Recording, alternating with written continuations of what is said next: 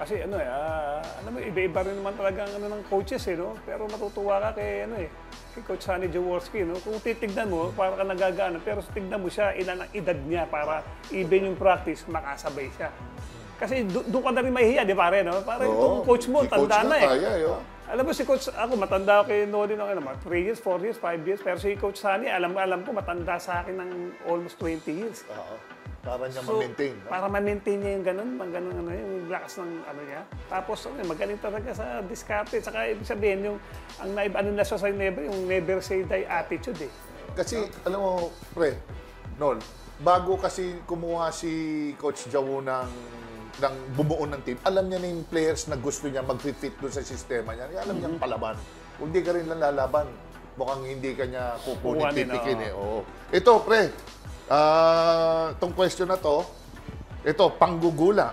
Ayan. Cheat code, yung mga ngayon ng mga bata Cheat code. May tinuturo ba isa sa'yo? Makikita mo lang minsan sa kanya, katulad yan, sa low post, tuturo lang niyang ganon, kung paano pumosisyon. Correct.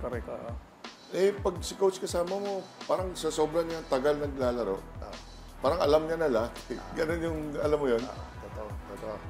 Napagdaanan niya na Yeah, tsaka iba yung iba yung panggugulang sa pananakit. Yeah. Mga street smart yun ang magaling si Coach Sonny Jaworski. Nakita mo yung konting-konting mga ganyan. Yung tukod, automatic.